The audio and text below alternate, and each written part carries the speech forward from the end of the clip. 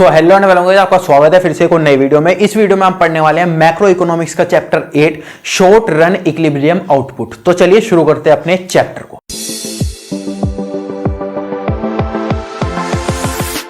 और video start करने से पहले एक इंपॉर्टेंट अनाउंसमेंट, जो भी मैं आपको इस वीडियो में पढ़ाऊंगा उसके नोट्स बनाने की जरूरत आपको नहीं है, वो आपको हमारे टेलीग्राम चैनल पर मिल जाएंगे, जिसका लिंक आपको डिस्क्रिप्शन में मिल जाएगा।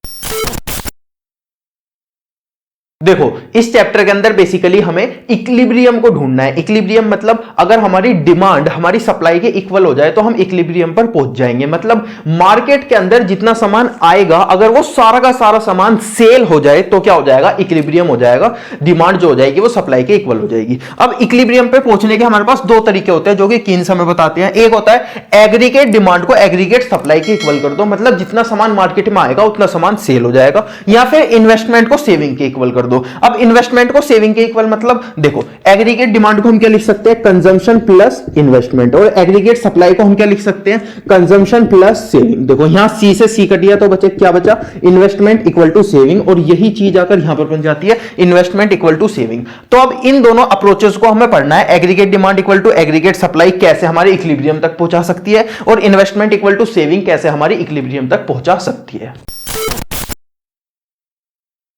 तो अब aggregate demand equal to aggregate supply approach से देखेंगे कि कैसे हम इक्विलिब्रियम पर पहुंच सकते हैं। देखो, सबसे पहले मैंने ये टेबल बना लिया। इनकम लिख ली 0, 100, 200, 300, 400, 500। उसके बाद कंजम्पशन लिख लिया 40, 120, 200, 280, 360, 440, 520। यही वाला टेबल हम फॉलो करते आ रहे हैं इस वाले चैप्टर में, इस वाले सब्जेक्ट में। उसके बाद मैंने इन्वेस्टमेंट लिख दिया। इन्वेस्टमेंट कॉन्स्टेंट रहेगी तो 40, 40, 40, 40, 40। उसके बाद मैंने सेविंग लिख ली -40, -20, 0, 20, 40, 60 और 80। इस बार मैंने बस आउटपुट और लिख लिया। अगर हमने इनकम किसी चीज से जनरेट करी है तो उसके लिए हमने कुछ आउटपुट सेल करी होंगी, जो कि है 0, 100, 20, 30, 40, 50 और 60।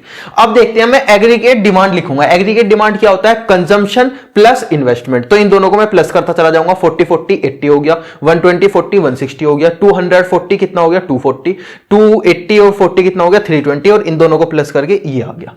अब मैं करूंगा एग्रीगेट सप्लाई। एग्रीगेट सप्लाई क्या होती है, कंजम्पशन प्लस सेविंग। तो 40 और -40 0 हो गया, 120 और -20 100 हो गया, 200 और 0 कितना हो गया, 200, 280 और 20 कितना हो गया, 300। और इस तरीके से इसे और इसे प्लस करके ये वाला आ गया। अब हम एग्रीगेट सप्लाई को जैसा कि जानते हैं वो इनकम के इक्वल होती है, नेशनल इनकम के। तो इनकम जो है 0, 100, 200, 300, और एग्रीगेट सप्लाई भी क्या है, 0, 100, 200, 300, क्योंकि ये और ये इक्वल होती है। अब देखेंगे कि हम इक्विलिब्रियम पर कैसे पहुंच सकते हैं। देखो, हमने ये भी देखा है कि इक्विलिब्रियम क्या होता है, aggregate demand equal to aggregate supply. तो एग्रीगेट डिमांड 400 और एग्रीगेट सप्लाई 400, यानी कि यहां पर हमारा इक्विलिब्रियम मैच करता है। अब इस चीज को प्लॉट करेंगे ग्राफ के ऊपर। देखो, यहां पर फ्री हैंड ग्राफ बनाएंगे। एग्रीगेट सप्लाई जो कि 45 डिग्री का एंगल बनाता है। इसके बाद एग्रीगेट डिमांड, और जहां पर ये दोनों मैच करेंगे, यानी कि 400 और 400 पर, उसे हम क्या बोलेंगे, इक्विलिब्रियम। तो इक्विलिब्रियम क्या होता है, एग्रीगेट सप्लाई जब एग्रीगेट डिमांड से मैच करता है तो उसको हम क्या बोलते हैं, इक्विलिब्रियम।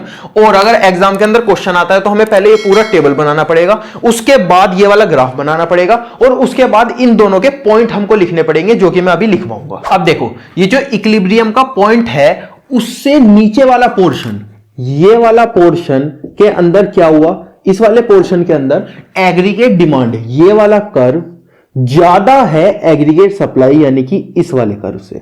तो हमने क्या देखा, जो हमारी एग्रीगेट डिमांड है वो ज्यादा हो गई एग्रीगेट सप्लाई से इक्विलिब्रियम के नीचे। इसका मतलब मार्केट में डिमांड तो ज्यादा है, लेकिन जो फर्म है वो इतना प्रोड्यूस ही नहीं कर पा रही। मार्केट में डिमांड 200 यूनिट्स की है, फर्म केवल 100 यूनिट प्रोड्यूस कर पा रही है। तो ये दिक्कत आ रही है हमारे साथ दिक्कत क्या आ रही है, firm not able to fulfil the demand of market.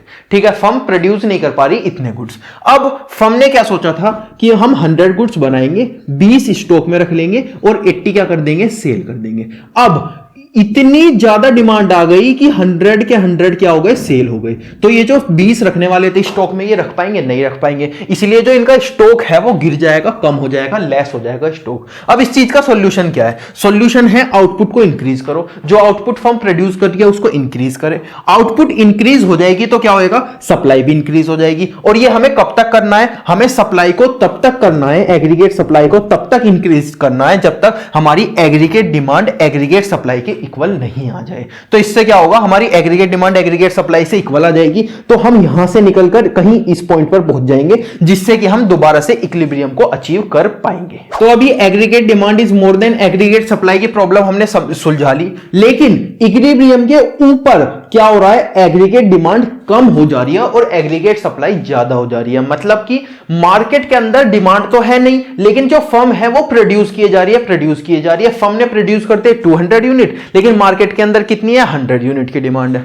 तो दिक्कत क्या हुई, firm produce more than demand in market. जितनी डिमांड है उससे ज्यादा फर्म प्रोड्यूस कर रही है। प्रोड्यूसर ने क्या सोचा था, मैं 100 यूनिट प्रोड्यूस करूंगा, 20 कर लूंगा सेव और 80 क्या कर दूंगा, 80 कर दूंगा सेल। लेकिन मार्केट के अंदर केवल 50 सेल हो पाई, तो इसके पास कितनी बच गई, 50 यूनिट बच गई। इसने सोची थी 20 रखूंगा, लेकिन बच गई 50, यानी कि एक्सेस स्टॉक हो गया, स्टॉक ज्यादा हो गया। अब इसका सॉल्यूशन क्या है, देखो, जो आउटपुट है उसको लेस प्रोड्यूस करें, जो फर्म है वो आउटपुट को कम कर दे। अब आउटपुट कम हो जाएगी तो क्या हो जाएगी, सप्लाई भी कम हो जाएगी। और इसे एग्रीगेट सप्लाई को हमें तब तक रिड्यूस करना है जब तक ये एग्रीगेट डिमांड और एग्रीगेट सप्लाई से इक्वल ना हो जाए। मतलब हम इस वाली जगह में से कहीं, इस वाली जगह में से नीचे आकर इक्विलिब्रियम तक ना मिल जाए, जब तक हमें क्या करना है, एग्रीगेट सप्लाई को रिड्यूस करते जाना है। अब हम इक्विलिब्रियम पर पहुंचने के लिए इन्वेस्टमेंट इक्वल टू सेविंग वाली अप्रोच फॉलो करेंगे। देखो वही वाला टेबल है जो अभी हमने बनाया था एग्रीगेट डिमांड और एग्रीगेट सप्लाई की अप्रोच में। तो हमारा यहां पर कहां पर आया था इक्विलिब्रियम, ये आया था 400 इक्वल टू 400, जहां पर एग्रीगेट डिमांड एग्रीगेट सप्लाई के इक्वल हुआ था। तो अब इन्वेस्टमेंट और सेविंग भी इसी वाले पॉइंट पे इक्वल आना चाहिए, 40 या 400 पे। तो जो इन्वेस्टमेंट है और सेविंग है, इन्वेस्टमेंट और सेविंग इसी पॉइंट पर इक्वल है। इसका मतलब 40-40, यानी कि यही हमारा इक्विलिब्रियम हुआ इस वाले अप्रोच से भी। तो अब इसे ग्राफ के ऊपर प्लॉट करते हैं। तो देखो सेविंग का कर्व कैसे बनता है, ऐसा। और जो हमारी इन्वेस्टमेंट है वो हमेशा कांस्टेंट रहती है, 40-40-40-40-40। तो इन्वेस्टमेंट का कर्व बनता है ऐसा। और जहां पर ये दोनों मैच करेंगे वहां पर क्या आ जाएगा, इक्विलिब्रियम। तो इन्वेस्टमेंट और सेविंग की अप्रोच से कहां पर आया इक्विलिब्रियम, सेम पॉइंट पर। और जो एग्रीगेट डिमांड और एग्रीगेट सप्लाई की अप्रोच थी उससे भी कहां पर आया था, सेम पॉइंट पर। अब देखते हैं इसके पॉइंट्स को। तो सबसे पहले देखते हैं कि सेविंग कम हुई इन्वेस्टमेंट से, तो उससे हमें क्या क्या दिक्कत हुई। देखो पहले क्या था, एग्रीगेट डिमांड था ना एग्रीगेट सप्लाई के इक्वल था, यानी कि consumption plus investment, consumption plus saving के इक्वल था।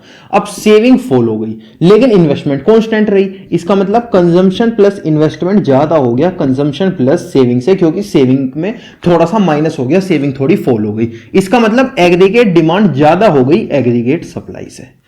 तो सबसे पहली दिक्कत हमें आई, saving fall so that aggregate demand is more than aggregate supply. Aggregate demand ज्यादा हो गई एग्रीगेट सप्लाई से। अब पहले लोगों ने सोचा था कि हम 100 यूनिट बनाएंगे, उसमें से 20 यूनिट रख लेंगे और 80 यूनिट क्या कर देंगे, सेल कर देंगे। लेकिन अब क्या हुई, अब तो एग्रीगेट डिमांड ज्यादा हो गई, लोग डिमांड ज्यादा करने लगे, तो ये 100 के 100 सेल हो गए। अब 100 के 100 सेल हो गए, इसका मतलब जो पहले ये 20 इन्वेंट्री रखने की सोची थी ना प्रोड्यूसर ने, फर्म ने, कंपनी ने, तो क्या हुआ, अब वो 20 यूनिट इन्वेंट्री नहीं रख पा रहे। तो अब क्या होगा, more demand means no stock, यानी कि नो स्टॉक यानी कि नो इन्वेंट्री। जो प्रोड्यूसर ने सोची थी कि मैं इन्वेंट्री बचा लूंगा 20-100 में से, अब वो नहीं बचा पा रहे। क्यों? क्योंकि हमारी जो एग्रीगेट डिमांड है वो इंक्रीज हो गई। अब इस चीज को ठीक कैसे किया जाए, देखो सबसे पहले जो प्रोड्यूसर है उसको आउटपुट इंक्रीज करना होगा, जिससे कि वो एग्रीगेट डिमांड को एग्रीगेट सप्लाई के इक्वल ला सके। अब आउटपुट इंक्रीज होगा तो क्या होगा, इनकम भी इंक्रीज हो जाएगी प्रोड्यूसर की। अब इनकम इंक्रीज होगी तो क्या होगा, सेविंग भी इंक्रीज हो जाएगी प्रोड्यूसर की। और ये जब तक हमें करना है, जब तक सेविंग इंक्रीज होगा, जो ये एग्रीगेट डिमांड है एग्रीगेट सप्लाई के इक्वल नहीं हो जाती, तब तक ये प्रोसेस हमें फॉलो करना पड़ेगा। हमें सेविंग को इंक्रीज करना पड़ेगा। वो कैसे होगा, होगा, आउटपुट को इंक्रीज करो, आउटपुट इंक्रीज होगी तो जो हमारी इनकम है वो भी इंक्रीज होगी, इनकम हमारी इंक्रीज होगी तो हमारी सेविंग जो है वो भी इंक्रीज होगी, और सेविंग को तब तक इंक्रीज करो जब तक सेविंग और इन्वेस्टमेंट इक्वल ना आ जाए, मतलब कि हम इक्विलिब्रियम तक पहुंच ना जाए। अभी देखो हमने ये वाला पोर्शन तो देख लिया जब हमारी सेविंग इन्वेस्टमेंट से कम थी, लेकिन इक्विलिब्रियम के बाद क्या हुआ, सेविंग ज्यादा हो गई इन्वेस्टमेंट से। ये देखो सेविंग का कर्व ऊपर है, इन्वेस्टमेंट का नीचे है, यानी कि सेविंग जो है हमारी वो ज्यादा हो गई इन्वेस्टमेंट से। तो अब हमें क्या दिक्कत आई थी, पहले हमने क्या देखा था, सेविंग कम थी इन्वेस्टमेंट से, अब सेविंग ज्यादा हो गई इन्वेस्टमेंट से, तो हमें क्या क्या दिक्कत आई देखो। पहले एग्रीगेट डिमांड किससे इक्वल था, एग्रीगेट सप्लाई से, कंजम्पशन प्लस इन्वेस्टमेंट यानी कि कंजम्पशन प्लस सेविंग। अब हमारी जो सेविंग है वो बढ़ गई, ज्यादा हो गई, लेकिन जो हमारी इन्वेस्टमेंट है वो तो कांस्टेंट रही। तो यहां पर क्या हुआ, हमारी एग्रीगेट सप्लाई ज्यादा हो गई एग्रीगेट डिमांड से। हमें यह दिक्कत आ गई कि हमारी जो सेविंग है वो इंक्रीज हो गई, जो तो हमारी एग्रीगेट डिमांड है वो कम हो गई, और जो हमारी एग्रीगेट सप्लाई है वो ज्यादा हो गई। तो क्या आया हमें दिक्कत, saving increase so that demand decrease. हमारी जो सेविंग इंक्रीज हुई तो ये वाली डिमांड डिक्रीज हुई, इसीलिए ये वाली डिमांड कम हो गई एग्रीगेट सप्लाई से। अब मार्केट के अंदर क्या हो रहा है, प्रोड्यूसर तो सप्लाई किए जा रहा है लेकिन हम खरीद ही नहीं पा रहे, लोग खरीद ही नहीं पा रहे, डिमांड ही नहीं है। तो क्या हुआ, प्रोड्यूसर ने पहले सोचा था कि मैं 100 यूनिट बनाऊंगा जिसमें से कि 20 रख लूंगा, 80 क्या कर दूंगा, सेल कर दूंगा। अब प्रोड्यूसर की केवल 50 हुई सेल, और प्रोड्यूसर के पास 50 यूनिट बच गई। पहले उसने सोची थी कि मैं 20 बचा लूंगा 100 में से, लेकिन सेल ही 50 हो पाई, तो कितनी बच गई, 50 बच गई। इसका मतलब डिमांड अगर डिक्रीज होगी तो क्या हो जाएगा, एक्सेस स्टॉक हो जाएगा, स्टॉक बढ़ जाएगा। अब इसका सॉल्यूशन क्या है, सबसे पहला सॉल्यूशन उससे उल्टा है, जो यहां पर हमने किया था उससे उल्टा है, यानी कि लेस कर दो आउटपुट। आउटपुट जो हम प्रोड्यूस कर रहे हैं, प्रोड्यूसर प्रोड्यूस कर रहे हैं, फर्म कंपनी प्रोड्यूस कर रही है, उसे कम कर दो। आउटपुट कम हो जाएगी तो क्या हो जाएगा, इनकम भी कम हो जाएगी, इनकम कम हो जाएगी तो क्या होगा, सेविंग भी कम हो जाएगी। अब ये वाली सेविंग जो इंक्रीज हुई थी इसको हमें क्या करना है, डिक्रीज करना है। अब हमारी सेविंग कब तक डिक्रीज हमें करते चले जाना है, हमें करते चले जाना है जब तक हम यहां से इक्विलिब्रियम ना पहुंच पाए, यानी कि do it until saving equal to investment, जिससे कि हम कहां पहुंच जाए, इक्विलिब्रियम पर पहुंच जाए। तो अब बात करते हैं इक्विलिब्रियम लेवल की। इक्विलिब्रियम लेवल 3 टाइप के होते हैं, पहला अंडर एम्प्लॉयमेंट, दूसरा फुल एम्प्लॉयमेंट और तीसरा ओवर एम्प्लॉयमेंट। तो सबसे पहले अंडर एम्प्लॉयमेंट इक्विलिब्रियम लेवल की बात करते हैं। अंडर एम्प्लॉयमेंट यानी कि जो एम्प्लॉयमेंट है वो है नहीं लोगों के पास, बहुत ज्यादा अनएम्प्लॉयमेंट बढ़ चुका है। जैसे कोविड के टाइम पे हुआ था, क्या हुआ था, लोगों की नौकरी वगैरह छूट गई थी। तो अब क्या हुआ, अंडर एम्प्लॉयमेंट लेवल। अब लोगों के पास पैसा ही नहीं है, जब उनके पास एम्प्लॉयमेंट नहीं है तो उनके पास पैसा भी नहीं है, तो फिर वो डिमांड करेंगे, नहीं, डिमांड भी यानी कि कम हो जाएगी। अगर लोगों के पास एम्प्लॉयमेंट नहीं है तो उनके पास पैसा भी नहीं है, और पैसा भी नहीं है तो डिमांड क्या हो जाएगी, कम हो जाएगी। इसका मतलब जो हमारी एग्रीगेट डिमांड है वो कम हो जाएगी। अब एग्रीगेट डिमांड कम हो गई तो हमारा इक्विलिब्रियम लेवल कहां पर आ गया, यहां पर। तो अगर एग्रीगेट डिमांड कम होती है तो हमारा इक्विलिब्रियम लेवल भी गिर जाता है, यहां से मूव करके यहां पर आ जाएगा। अब देखते हैं ओवर एम्प्लॉयमेंट। ओवर एम्प्लॉयमेंट यानी कि एम्प्लॉयमेंट बहुत ज्यादा बढ़ गया, यानी कि लोगों की इनकम भी बहुत ज्यादा बढ़ गई। अब इनकम बहुत ज्यादा बढ़ जाएगी तो लोग क्या करेंगे, डिमांड बहुत ज्यादा करने लगेंगे। इसका मतलब हमारी एग्रीगेट डिमांड जो है वो बढ़ जाएगी। अब एग्रीगेट डिमांड बढ़ गई तो हमारा इक्विलिब्रियम लेवल कहां पर आ गया, इक्विलिब्रियम लेवल आ गया ऊपर। अब देखते हैं फुल एम्प्लॉयमेंट लेवल को। ना तो लोगों का एम्प्लॉयमेंट बढ़ा ना घटा, ना उनकी इनकम बढ़ी ना घटी, तो जहां पर इक्विलिब्रियम लेवल था वहीं का वहीं इक्विलिब्रियम लेवल रह जाएगा। और हम यहां पर देख भी सकते हैं, अगर इक्विलिब्रियम लेवल नीचे आया है यानी कि इन लोगों की इनकम क्या हुई है, इनकम हुई है कम। और अगर इक्विलिब्रियम लेवल आगे पुश हुआ है यानी कि लोगों की इनकम क्या हुई है, इनकम हुई है ज्यादा। तो ओवर एम्प्लॉयमेंट में क्या था, एम्प्लॉयमेंट ज्यादा हो रहा था, इनकम क्या हो रही थी, ज्यादा। और अंडर एम्प्लॉयमेंट में इनकम कम हो रही थी, डिमांड कम हो रही थी, इसीलिए इनकम भी कम हो रही थी। अब पढ़ते हैं हम इस चैप्टर का लास्ट टॉपिक जो कि है इन्वेस्टमेंट मल्टीप्लायर। इसके अंदर हम देखते हैं कि अगर हम मार्केट के अंदर किसी भी इकोनॉमी के अंदर थोड़ी सी इन्वेस्टमेंट करेंगे तो कैसे वो इन्वेस्टमेंट और ज्यादा होती चली जाएगी। वो इन्वेस्टमेंट 2 गुना कैसे होगी, 3 गुना कैसे होगी, 10 गुना, 20 गुना कैसे होती चली जाएगी वो इन्वेस्टमेंट, हम देखेंगे इन्वेस्टमेंट मल्टीप्लायर के अंदर। इसकी डेफिनेशन देखते हैं। It means that the initial increase in investment increase the final income many time.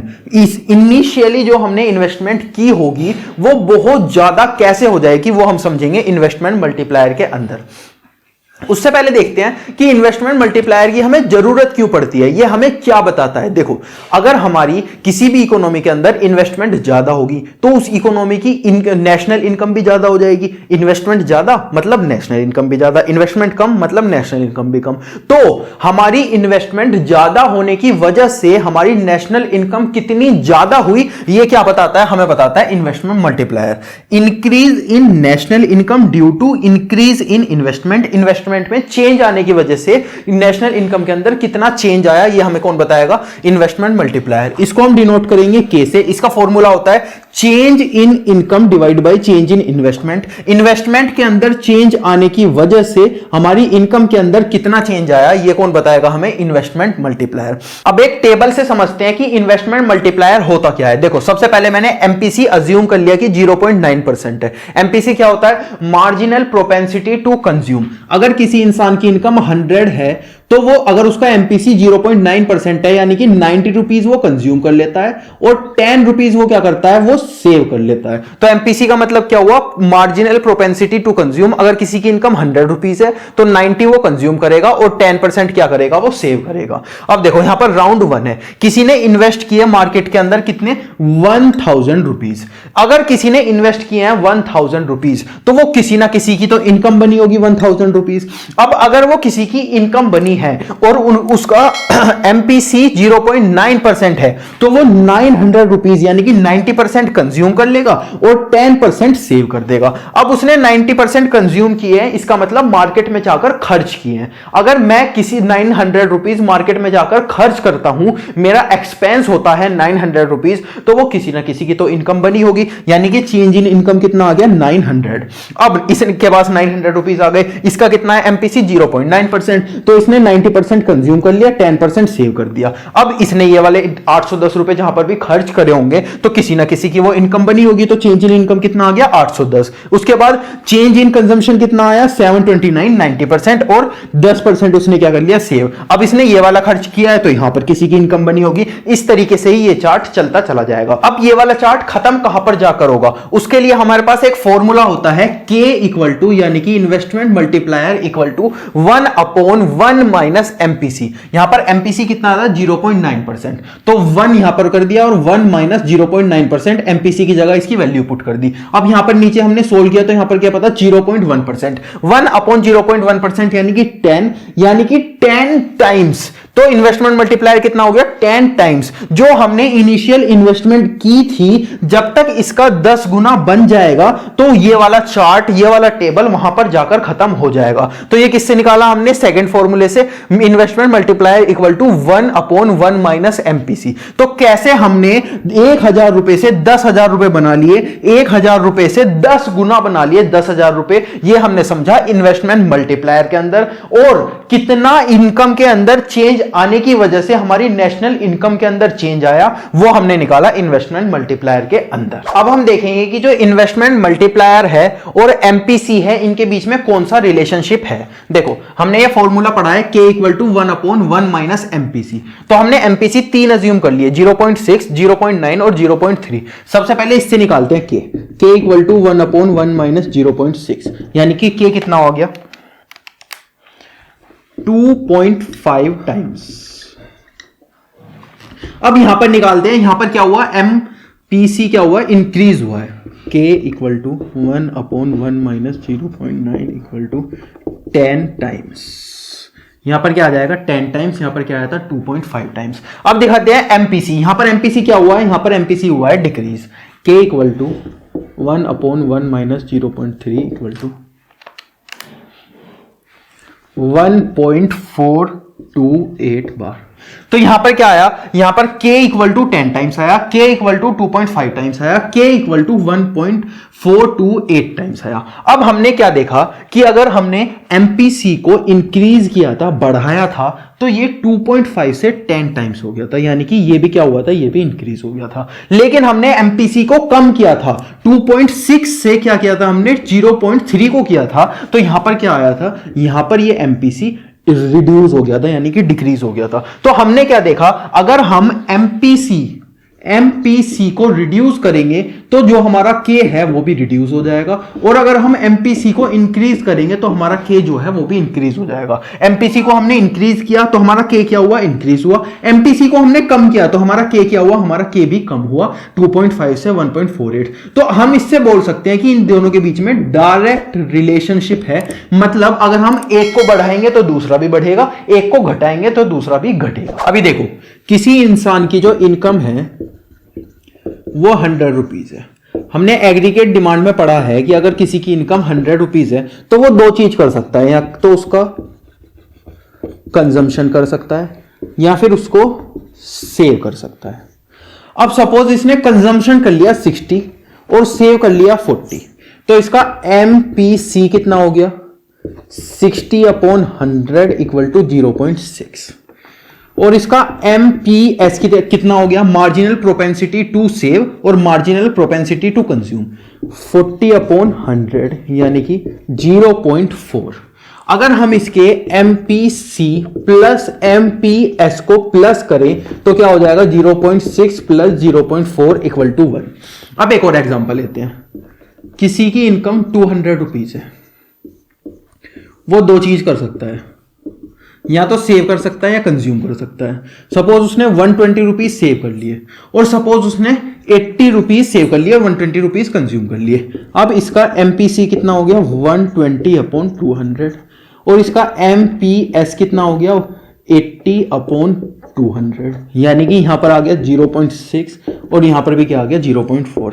अब एमपीसी प्लस एमपीएस को अगर हम प्लस करते हैं 0.6 प्लस 0.4 तो क्या आ जाएगा, 1।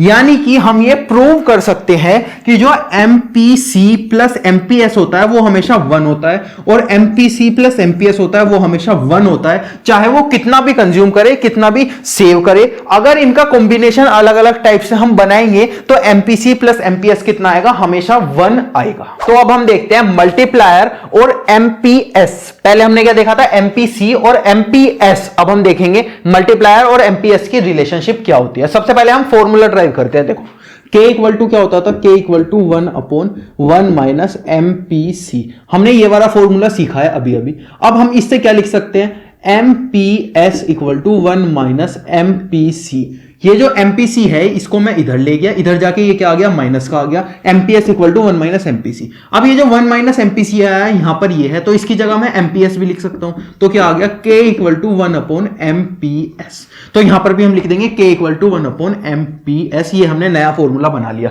अब मैंने 3 ले लिए, एमपीएस 0.6, एमपीएस 0.9 और एमपीएस 0.3।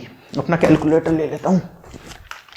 तो यहां पर हम निकालेंगे k equal to 1/0.6, k equal to 1/0.9 और k इक्वल टू 1/0.3। 1/0.6 कितना आया, 1.666 बार। यहां कितना आया, 1.1111 बार, और यहां कितना आया, 3.3333 बार। तो यहां पर हमने क्या देखा कि मैं एमपीएस को 0.6 से 0.9 ले गया, यानी कि मैंने बढ़ा दिया, लेकिन यहां पर के क्या हुआ, 1.6 से 1.1, यानी कि ये कम हुआ। यहां हमने क्या देखा, मैंने एमपीएस को 1.6 से 1.3 करा, यानी कि कम करा, तो के क्या हुआ, 1.6 से 3.3 हो गया, यानी कि के बढ़ गया। तो हमने क्या देखा कि अगर हम एमपीएस को बढ़ाते हैं तो के क्या होता है, कम होता है, और अगर हम एमपीएस को कम करते हैं तो के क्या होता है, ज्यादा होता है। तो हम ये बोल सकते हैं कि एमपीएस और के के बीच में कौन सी रिलेशनशिप है, इनवर्स।